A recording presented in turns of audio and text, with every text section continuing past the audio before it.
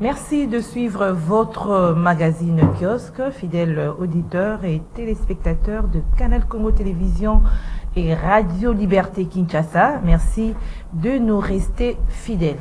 Alors ce matin, nous avons deux sujets d'actualité. Tout d'abord, le communiqué du vice-premier ministre, ministre des Affaires étrangères, par rapport au non-respect des engagements de cessez-le-feu par le rebelle du 1-23 sous l'appui du Rwanda. La République démocratique du Congo prend acte de ce non-respect des engagements et puis la République démocratique du Congo s'est dit prête à toute éventualité. Autre sujet d'actualité, c'est la manifestation contre la présence de la force régionale de l'EAC à Goma. Hier, la population, la société civile était dans la rue à Goma pour dire non à la force régionale. Une manifestation qui a été réprimée, il y a eu des interpellations, puis relâchement.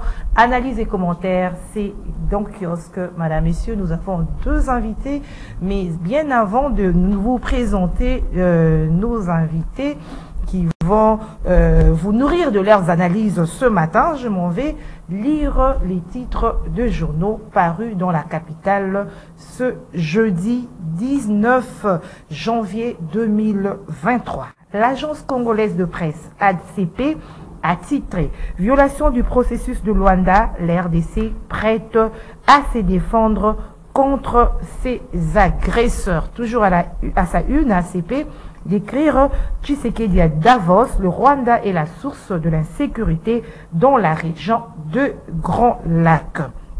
À ces sujets, la tempête de tropique met à sa une face au refus du 1-23 et du Rwanda de respecter le processus de Luanda. La RDC prend la décision de se défendre par tous les moyens. La RDC est prête à toute éventualité et se défendra par tous les moyens dans la ligne droite de la déclaration du chef de l'État du 20 septembre 2022 à la 77e session ordinaire de l'Assemblée générale de l'ONU. L'avenir.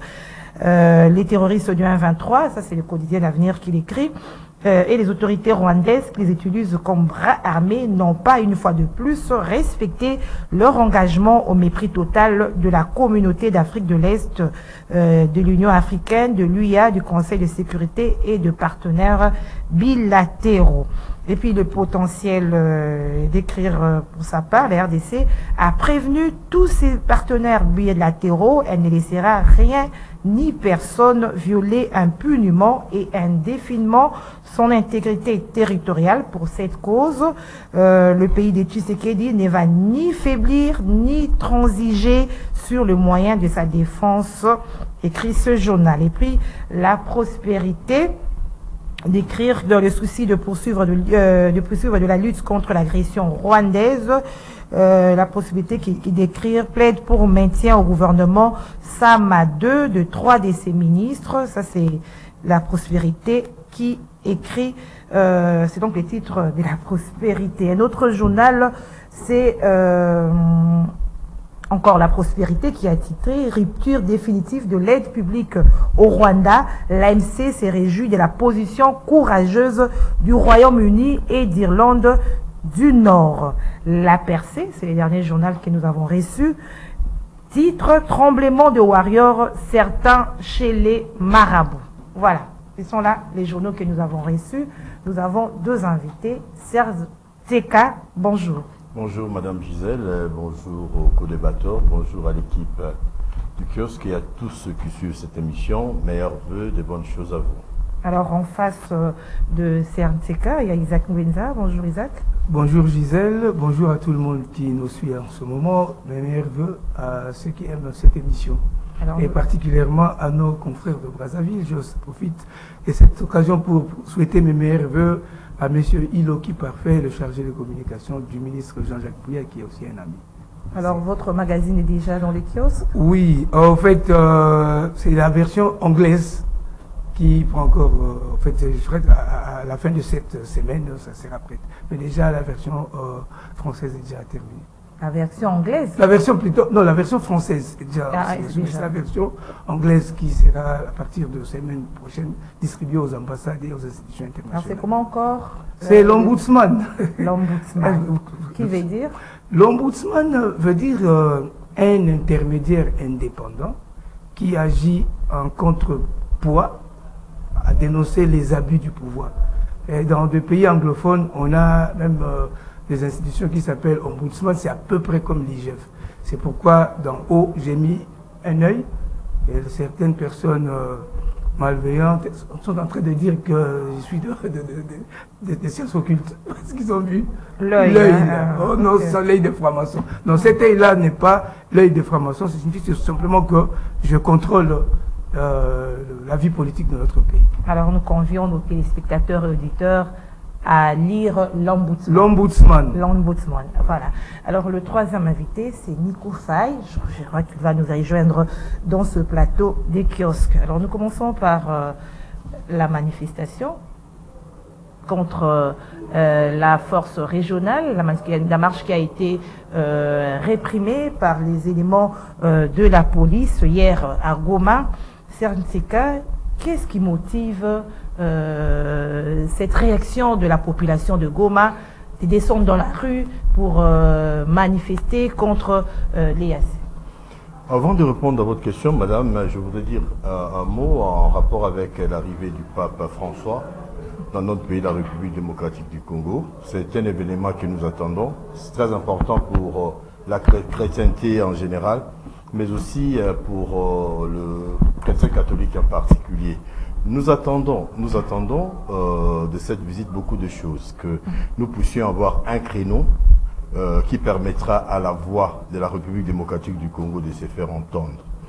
Mais nous dénonçons aussi les opérations cosmétiques qui tendent à tenser, qui tendent à limiter, qui tendent à brimer la population au seul fin d'embellir la ville pour l'arrivée du pape. Le pape, c'est un prêtre, c'est un missionnaire, au départ, c'est un jésuite. C'est quelqu'un qui vient d'un pays pauvre, l'Argentine. C'est-à-dire, la misère, elle le connaît. C'est-à-dire, c'est quelqu'un qui reçoit tous les jours, comme chef de l'église catholique romaine, les informations du monde entier, parce que cette église est implantée partout à travers ses différentes structures, diocèses, archidiocèses, communautés des bases et autres. Alors, qu'on arrête de nous tromper pour faire des choses encore une fois à la va-vite, juste pour faire comme,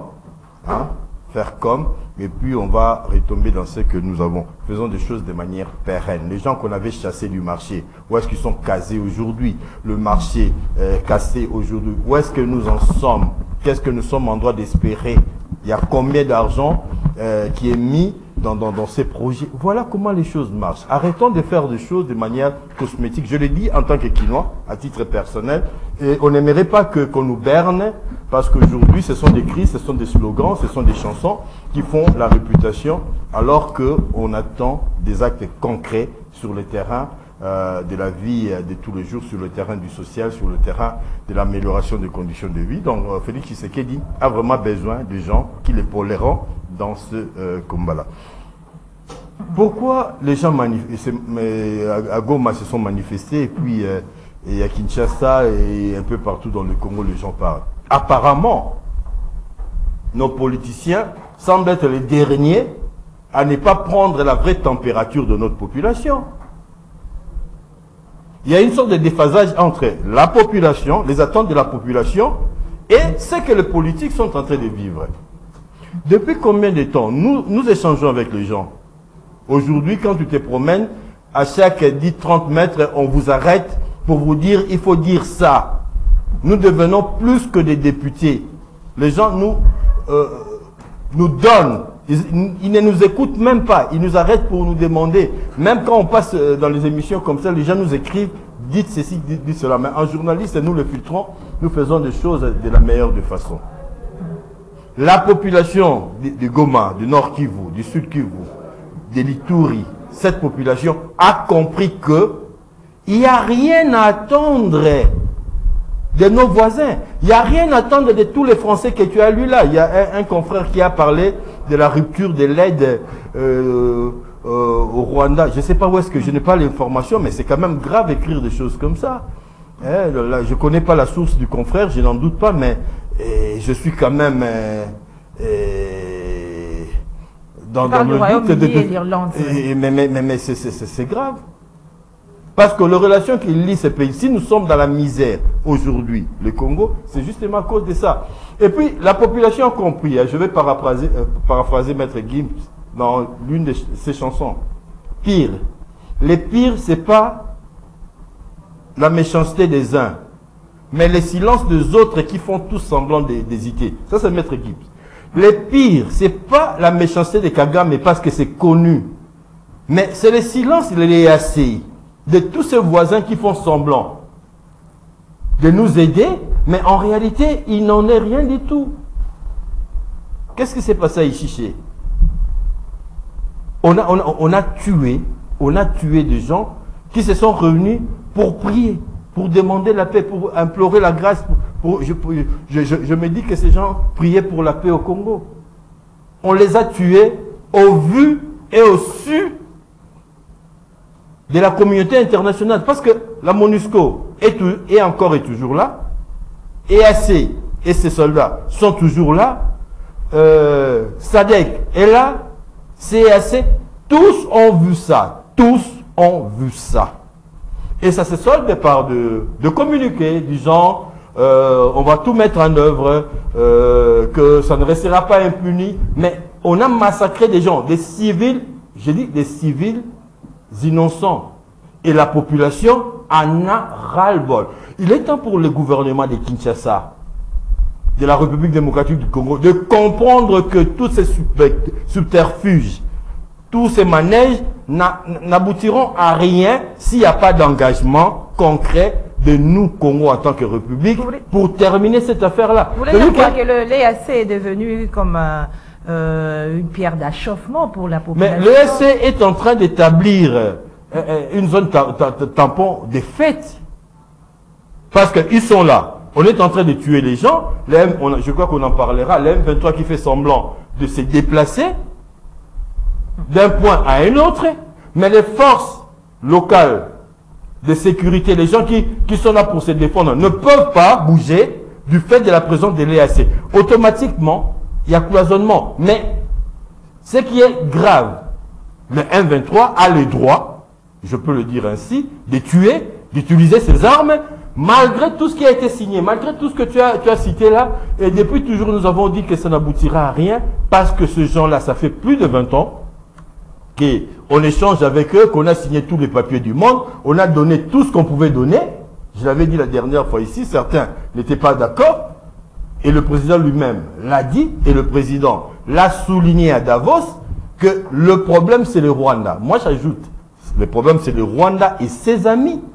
Merci Serge. Tous ces amis de l'Est qui font semblant de venir aider la République démocratique du Congo, mais qui sont partie prenante à cette crise. L'Ouganda est là-dedans, le Burundi est là-dedans, le Rwanda. Comment vouloir une chose et son contraire? Ces gens-là sont venus ici, parmi les Shebabs, il y a des Kenyans, des gens qui font le terrorisme ici, il y a des Kenyans, il y a des Éthiopiens. Alors, comment on peut toujours se pencher sur ces gens pour vouloir atteindre une certaine paix en République démocratique? Alors, je reviens à vous, Serge Tseka, Isaac Ngwenza. Malgré l'interdiction de cette manifestation de la société civile à Goma, la population est quand même descendue dans la rue. La manifestation a été réprimée, l'interdiction, parce que la marche était interdite par les autorités. Est-ce que, pour certaines personnes, c'est-à-dire que la diplomatie secrète a créé des suspicions au sein de la population? Est-ce qu'il faudrait tout éclairer par rapport à la durée de cette force régionale, par rapport à la mission? Voilà un peu. Parce que qu'est-ce que vous dites de la diplomatie secrète? Vous voulez dire quoi?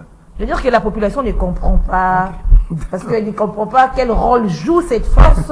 C'est ça qui s'interroge les gens, pour que ça pousse la population à descendre dans la rue. D'accord. Au fait, je vais aussi placer un mot par rapport à l'arrivée du Saint-Père ici.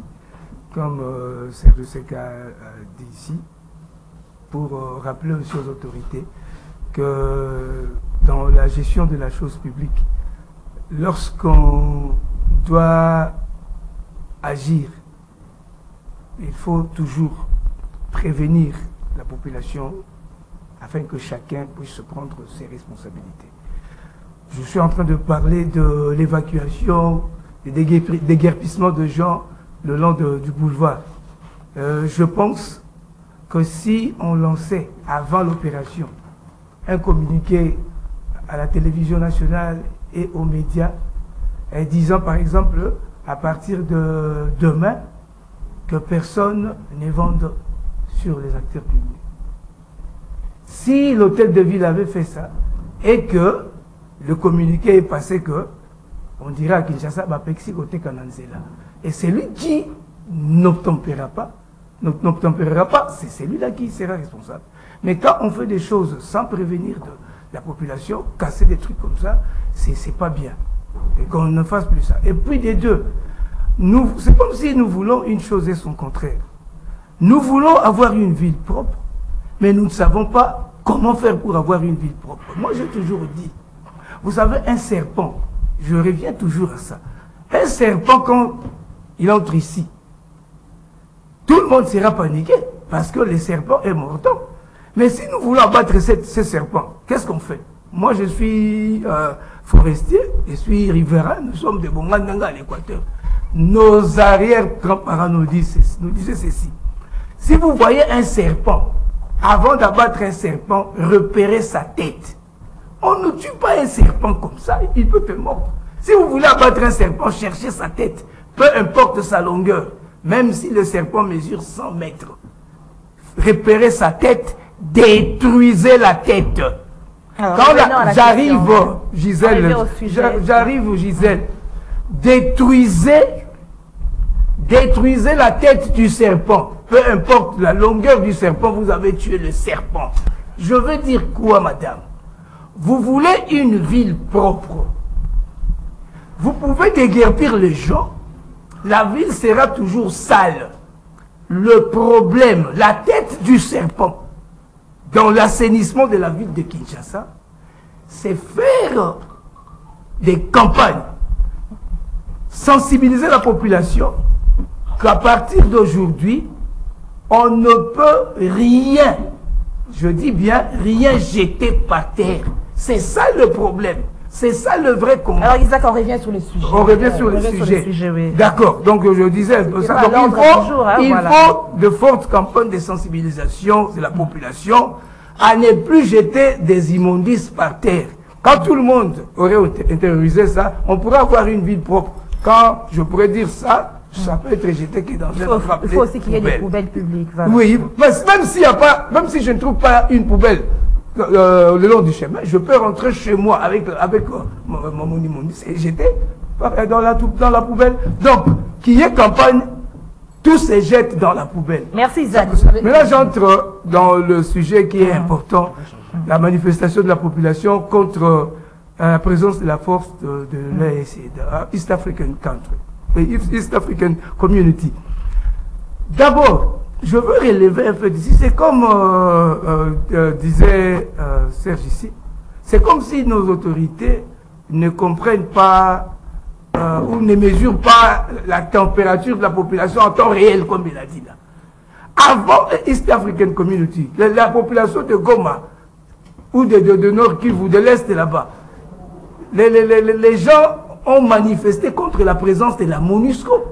Ce n'est pas seulement East African Community, il y a aussi la MONUSCO, toutes ces forces étrangères ici. L'autre fois, je te disais ici que les forces étrangères ne pourront jamais nous apporter la paix ici. Le pays, je ne sais pas jusqu'à aujourd'hui pourquoi on n'arrive pas à comprendre que nous sommes sous un complot international. Moi, j'ai toujours dit, je ne crois jamais que la paix à l'Est prendra fin par l'aide d'une armée extérieure. Ça c'est utopique. Moi, je crois, comme les Romains disent, si vis pacem parabellum, si vous voulez la paix, prépare la guerre. Peut-être ça pourra prendre du temps. Moi, je ne compte que sur les recrues qui ont intégré l'armée à partir de l'année passée, quand le chef de l'État a lancé le communiqué appelant les jeunes à intégrer l'armée. Je pense que ce sont ces jeunes-là qui pourront mettre fin à la guerre. Et nous ne pouvons qu'être patients. Parce que la formation d'un militaire, ça peut prendre 18 mois, 2 ans, pour qu'on ait une armée. Ce n'est pas les forces étrangères qui pourront nous aider à avoir Alors, à ce stade, j'arrive à avoir l'intégrité de notre pays. C'est un problème de souveraineté. C'est notre problème. D'abord, notre adhésion à East African Community, c'était pourquoi? Ça allait être avantageux pour les populations de l'Est. Parce que East African Community, c'est à peu près comme l'Union européenne. Au sein de cette communauté, il n'y a pas de frontières. C'est-à-dire que lorsqu'on est membre de East African Community, nous formons un même pays. Ça veut dire que quand un pays membre de East African Community est en difficulté, toutes les forces de la région se convergeront pour résoudre le problème. Maintenant, on comprend que ce n'est pas le cas avec le Congo. En 2024 ici, ils ont le projet d'avoir une monnaie unique, c'est-à-dire une monnaie de East African Community. Est-ce que nous allons aussi utiliser cette monnaie-là?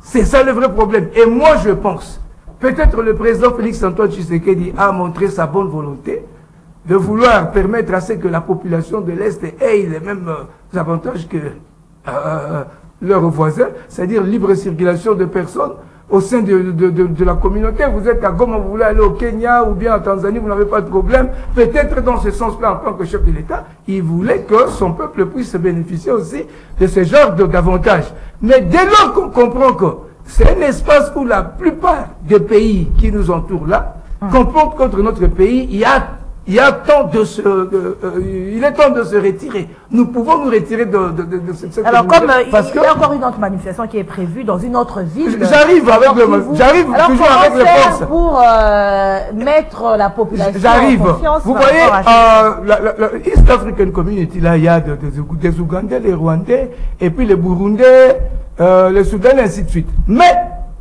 n'oubliez pas que dans la mission des Nations Unies pour la stabilisation de la RDC MONUSCO, il y a ce qu'eux appellent Force Intervention Brigade, qui est composée de Malawites, des Sud-Africains et des Tanzaniens. Qu'est-ce qu'ils font sur terrain? Sauf que l'Est est devenu comme un endroit où on doit trouver tout. D'abord, le vrai problème dans notre pays aujourd'hui, c'est la présence des militaires étrangers. Il faut que tous ces militaires, que ce soit la MONUSCO, East African Community, tous doivent quitter le Congo. Nous formons notre armée, nous nous préparons, même si ça prend du temps, ne vous en faites pas. Nous aurons une armée peut-être dans 1 an et demi ici. C'est notre propre armée qui va mettre faire la situation. Alors Nico Faye nous a rejoint dans ce plateau des kiosques. Bonjour Nico Faye, Mikaï. Bonjour estimé, bonjour aussi les amis avec lesquels nous partageons ce plateau. Excusez-moi pour le léger retard, mais indépendamment dû à ma volonté. Je suis là, sans pour autant tarder, je m'en vais procéder au rappel national.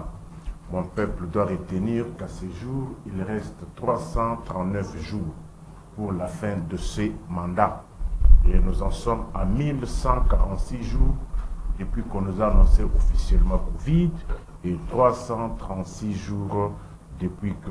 C'est 6, vous parlez des temps. 336 jours.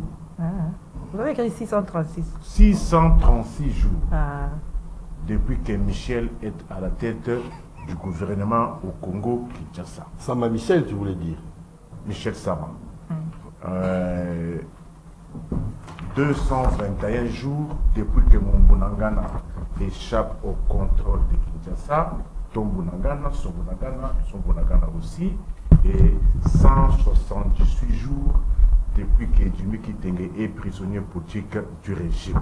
Mais pourquoi ce rappel national, surtout pour 339 jours qui nous restent? C'est pour rappeler aux uns et aux autres qu'ils sont en train de faire un mandat, qu'ils doivent financer les élections pour que ces élections se tiennent dans le délai. Mais 339 jours, suivez mon français, selon leur calendrier. Nous disons 339 jours selon leur calendrier. Qu'ils financent pour que cela se passe dans le délai, que cela aussi les intentions d'intégrer les institutions, qu'ils cherchent les moyens, qu'ils payent les témoins, qu'ils les alignent dans tous les bureaux de vote. Pas seulement les bureaux de Kinshasa, sur toute l'étendue nationale. Plus question de discours du genre, on a volé ma victoire, Boura la Pongi à Babébé, vérité bien sûr. L'arme du procès, c'est la preuve. La preuve, qu'est-ce à dire? Le PV en contentieux électoral.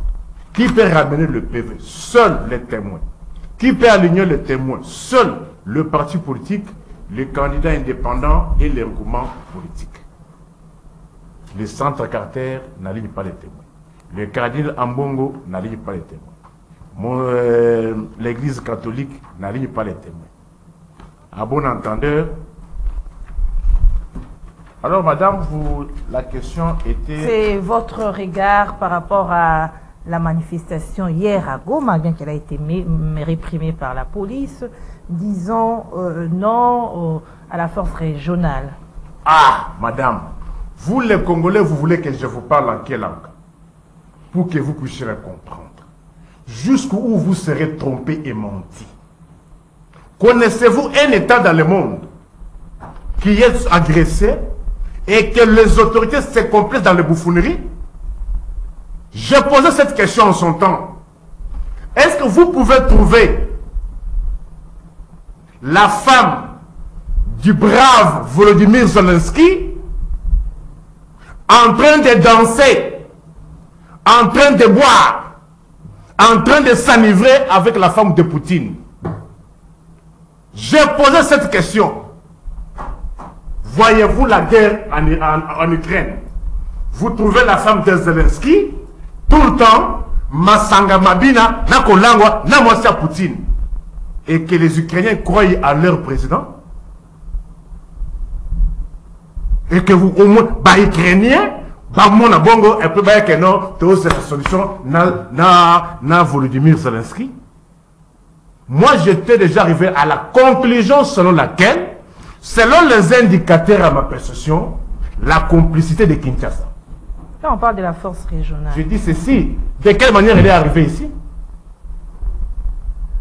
Est-elle tombée du ciel?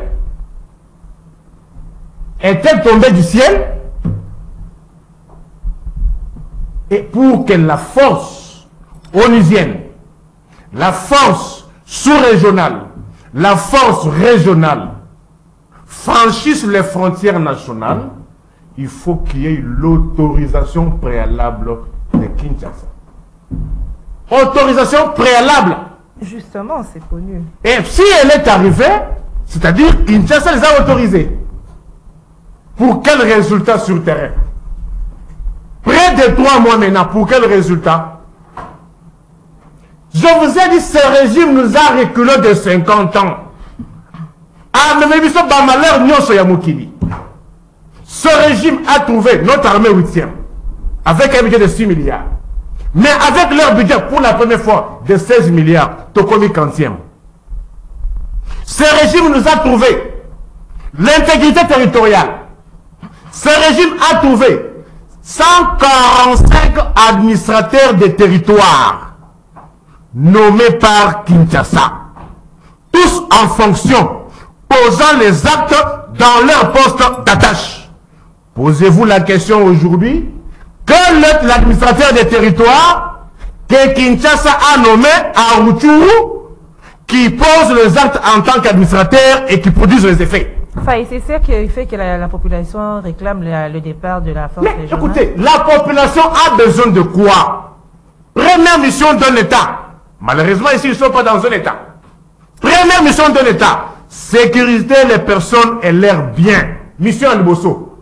Le côté que non, Papa Koya. On gère francophonie. Les peuples n'ont pas besoin de ça. Sécurité n'a à Liboso. Nabiloko Oyaye. Alia Malamu. Point barre. Nyonso etika na exact distraction. Na monocoli pour le Kangaï. On tue les Congolais ici, vous dites que non, Papa Koya. Bilo fait ça comme toi, j'ai la francophonie, mais finalement, Congolais. Si on avait une armée qui avait su sécuriser les frontières, qui avait au moins maintenu les 5 administrateurs des territoires, on n'en serait pas là. Au moment où d'un côté, on veut que la MONUSCO entame le retrait progressif, vous de l'autre côté, vous êtes en train de démultiplier plusieurs forces étrangères sur le territoire congolais. Bah IPDF, bah Kendawapi. Bah Congolais, c'est le procureur que vous parle. Dans sa communauté, l'œil de l'aigle. Où sont passées les forces de l'IPDF? Bah Ougandais, bah IPDF. Où en sont le résultat? Il ne faut pas oublier que ce régime est en train de nous faire perdre le pays. Je ne parle pas de l'État, je parle du pays parce que la théorie de l'État et la théorie du pays sont des théories distinctes. Là, vous avez déjà dit, alors on passe au communiqué du gouvernement à travers le vice-premier ministre des Affaires étrangères.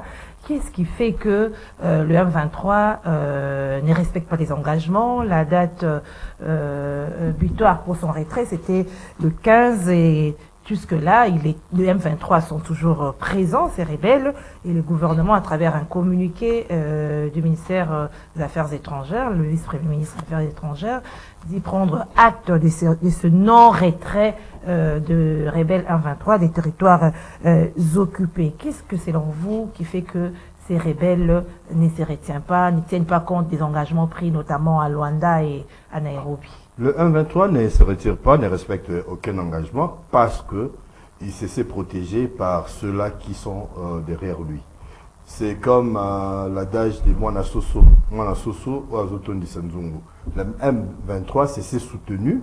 Le M23 sait qu'il travaille avec le moyen notamment de qui sont en train de publier les différents communiqués.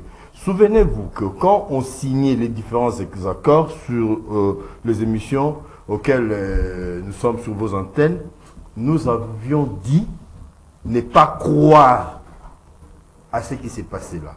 Nous l'avions dit. Et on avait compris que, c'est-à-dire que on a la mémoire collective du Congolais est peut-être en panne. Ça fait plus de 20 ans qu'on est en discussion en pourparlers. Ça fait plus de 20 ans qu'on signe des accords. On n'a pas...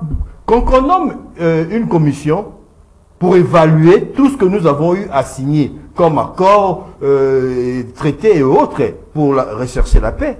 Et évaluer tous les rapports réalisés depuis les affaires des années 90 pour établir la responsabilité des uns et aux autres. Si on le faisait, on verrait que le Rwanda est le seul responsable du malheur du Congo. On avait dit que Mobutu volait, Mobutu tuait. Est-ce que Mobutu, fallait-il tuer 6 millions de morts pour faire partir un seul homme? Si le mal du Congo, du Zaïre était Mobutu.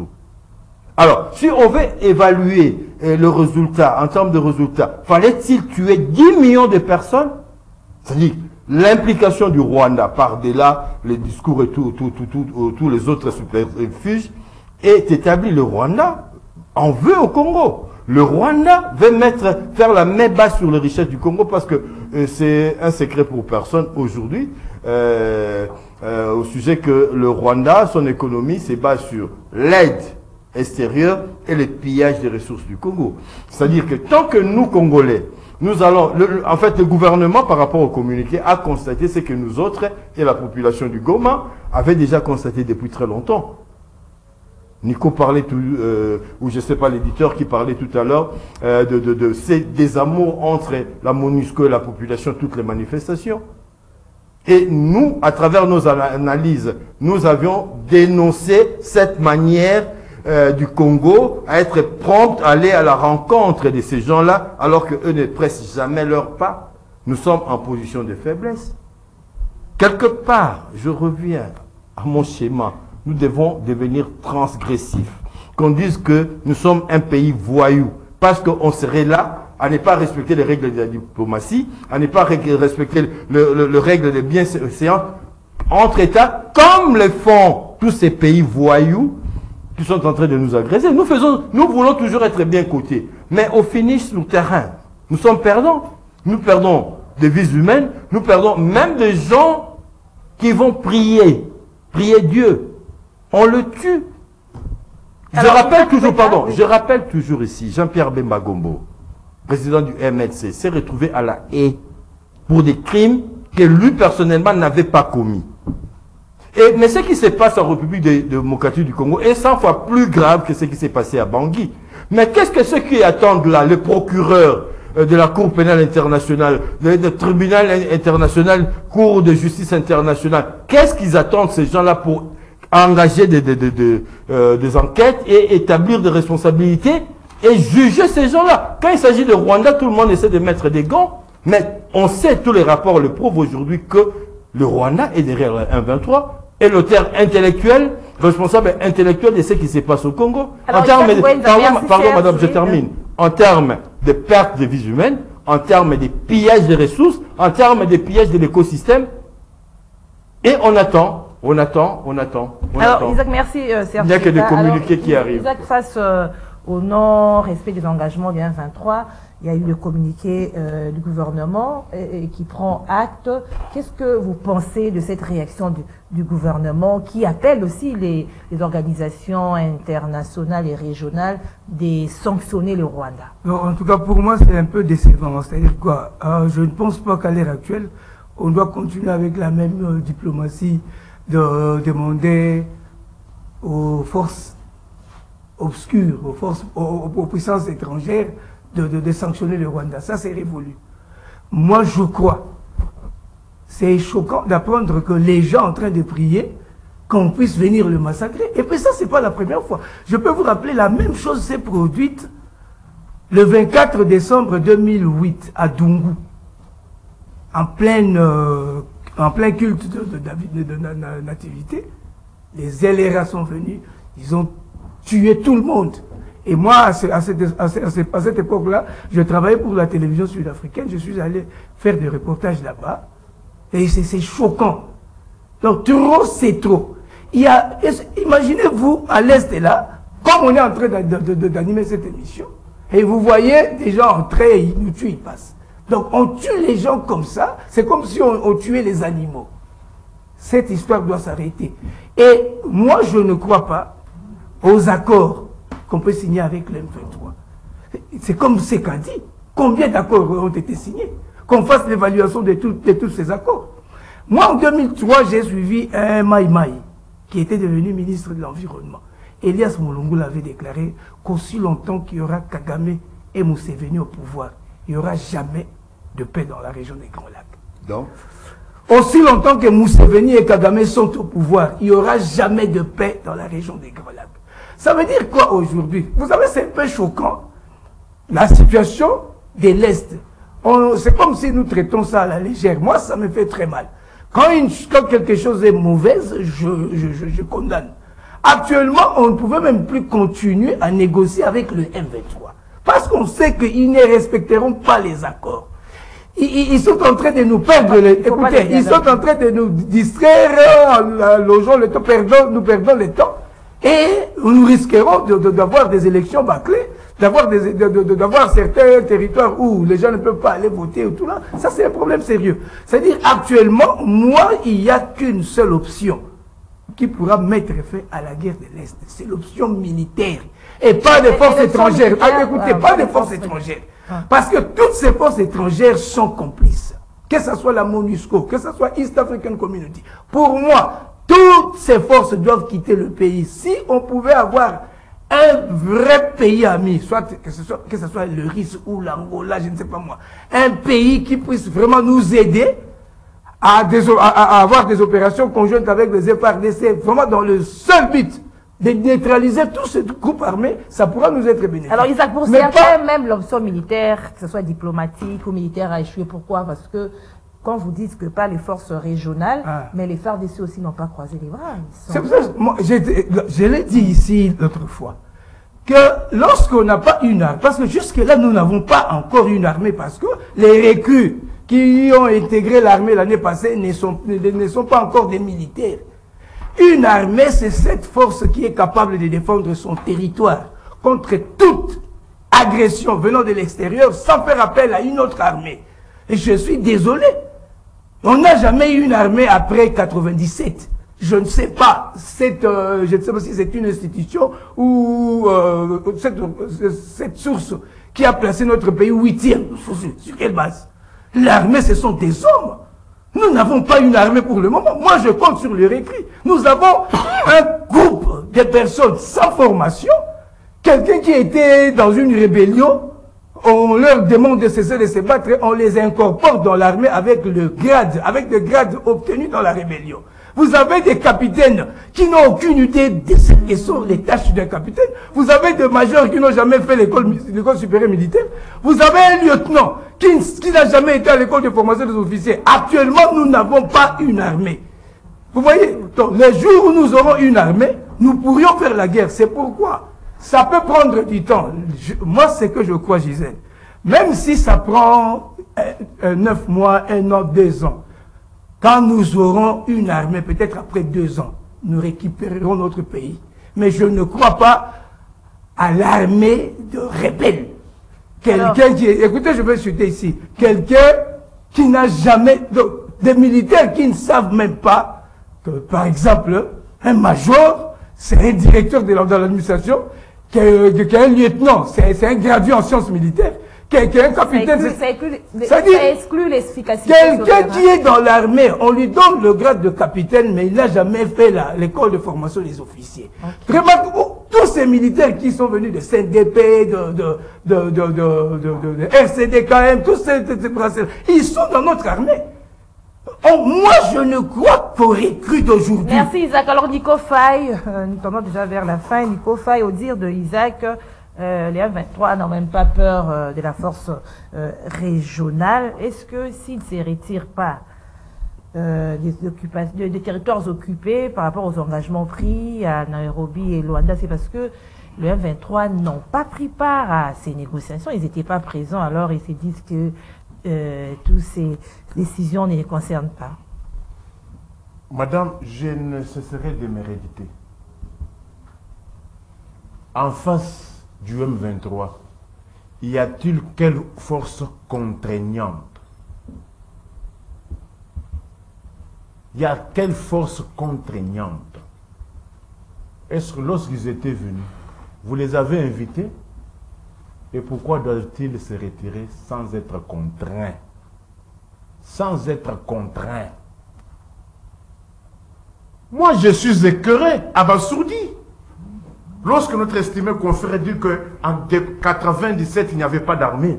Quelle est cette armée qu'on a, qui détalait là? Est-ce qu'en 95, 87, on avait une armée? Cette armée, on l'a vu détaler partout. On nous a fait croire que nous, les Kadogos, étaient mieux armés, mais lorsque les Kadogos sont entrés, avons-nous vu une armée? Reconnaissons que, avant ce régime de Ram et de Maïgoud, il y avait une armée qui a défait militairement le M23. Le M23 avait été défait militairement. Avec quelle stratégie? Il n'y a pas question de stratégie, madame. Moi, je ne suis pas là pour les stratégies militaires. Nous devons nous contenter de notre armée. Quelle est cette armée qui avait défait le M23 militairement? C'est la même armée qui a été 8e. Si on ne sait, on ne veut pas reconnaître le bienfait, réalité, c'est aussi le même exploit. Réalité, c'est le même exploit. Qu'on voit le M23, qu'on est allé ressusciter, qu'on a logé ici à Kinshasa durant 14 mois. Qu'on pose sur les actes. Comment on veut tout nier de ce qui s'est passé hier? On veut donner l'impression que non, à 87, il y avait une armée, et c'est maintenant, nous avons une armée publiée 8e qui a défait le M23 qui remettait au moins l'autorité de l'État. L'autorité de l'État, qu'est-ce que ça dit? C'est que le gouvernement ait la même mise sur tous les 2 345 de kilomètres carrés. Mais moi, je vous oppose des moyens. Je vous oppose des moyens. Quelle est cette armée qui, le 24 janvier 2019, qui contrôlait Rutshuru? Quelle est cette armée? Mais où est cette armée qui est incapable de contrôler Rutshuru? Et surtout qu'il ne faut pas oublier que toutes les localités, tous les territoires que nous sommes en train de perdre, nous les perdons quand? Au moment où l'état de siège, quand c'est une prorogation, résultat état de siège, UPDF, Ouganda, UPDF, qu'on dise aux Congolais, bah Congolais to komi wapi, na état de siège, na IPDF. Prétendue diplomatie agissante, Bambo Kezali Kokende. Mais elle a inventé vous dire que non, ceux qui te limitent comme qui s'engagent parce que en face c'est maïs, il n'y a rien. Alors, et puis là, ça, vous voyez que non, pour signer un accord, communiquer, on se retirer. Alors, il faut que la force parle. La force de l'État se définit comme étant l'organisation politique dotée du monopole des contraintes physiques sur un territoire. Si vous n'avez pas l'autorité, si vous n'avez pas le monopole des contraintes physiques sur un territoire donné, vous cessez d'être l'État. Merci Faye. Alors, c'est cas. Oui, rapidement. 30 secondes. J'allais dire une chose à Nico. C'est très bien les analyses que nous faisons, mais en cette période, nous avons besoin d'une certaine sérénité. C'est-à-dire que l'État congolais, on ne doit pas les segmenter. C'est-à-dire que la continuité de l'État avec ce qui était hier, avec leurs points forts, leurs points faibles, et ce qui sont aujourd'hui, avec leurs points et leurs points forts, faisons une république, parce qu'en face de nous, qu'est-ce que nous avons? Nous avons quelqu'un qui veut nous détruire tous. C'est-à-dire que toutes les énergies, tous les efforts doivent être mis en contribution pour que nous gagnions d'abord cette bataille de la paix, cette guerre pour la paix, et après nous allons voir nos différents politiques. Ça existe. En face, nous avons qui? Mais les adversaires, il y a des recommandations. Non, mais non, en face de nous, il y a qualité. Je voudrais pas polémiquer parce que je crois que nous sommes à la fin de... Non, comment vous devez dire? Nous avons besoin de minutes. Juste en face de nous, il y a quel ennemi? Rappelez, c'est Gisèle qui pose des questions. Donc, nous avons un adversaire identifié avec ses ramifications, avec ses réseaux. Et si nous ne faisons pas attention, si nous rentrons dans des querelles intestines, nous allons perdre la vigilance et perdre le pays. Nous avons besoin du Congo, autant que toi, autant que Gisèle, autant que Montiri, candidat à Mongafula. Non, donc, pas des campagnes, voilà. Pas des campagnes. C'est voilà, pas encore la campagne, oui. Alors, c'est justement appeler à l'apaisement, quoi. Nous avons besoin d'une unité d'esprit, de manière à ce que le Congo puisse gagner. C'est le Congo qui doit gagner, pas des individus. Alors, qu'est-ce qui est fini? Nous sommes arrivés à la fin. Doudou, 2 secondes. D'accord. J'en aurais aussi besoin. Attendez, je veux dire ceci. Hein. Quand j'ai dit ici que nous n'avions plus une armée après 97, je voulais dire quoi? L'armée, ce n'est pas les brassés. L'armée, ce sont des militaires formés. Merci. Attendez. Le message est passé. Attendez, Gisèle. Attends que le message est passé. Les gens, on va écoute, attendez, Gisèle. Je vais terminer. Je dis ceci. Hein. Le MP3 a reçu l'ordre de Kigali de se retirer en Ouganda. Ce n'est pas que les FRDC, ils ont reçu l'ordre de Kagame de se retirer en Ouganda. Et ils étaient toujours en Ouganda. Et ils pouvaient revenir avec l'ordre de Kigali. Donc on leur a dit, allez à Kigali. C'est fini. C'est pas que... Si au moins... Non, parce que moi j'ai dit, ce qui compte dans une action diplomatique, ce qui compte dans une action politique, même dans le match à football, c'est le résultat. Merci. Si au moins hier, il n'y avait pas de diplomatie, on a quand même le méthode secteur. Mais quand la prétendue diplomatie, on ne s'est pas aussi donné les mêmes ordres pour que le méthode se retire. Entre-temps, le pays est en train de partir. Ils ont reçu l'ordre. Mais à votre prétendue diplomatie agissante, pourquoi cet ordre-là ne peut-il pas aussi venir? Merci Nico Faye, merci Sianseka, merci Isaac Oueza, merci à l'équipe technique, Christella Luboya, merci Doudou Montiri, Moro Nzambe et les autres. Merci à vous, fidèles téléspectateurs et auditeurs. Nous nous retrouvons demain à la même heure avec le même plaisir. Au revoir.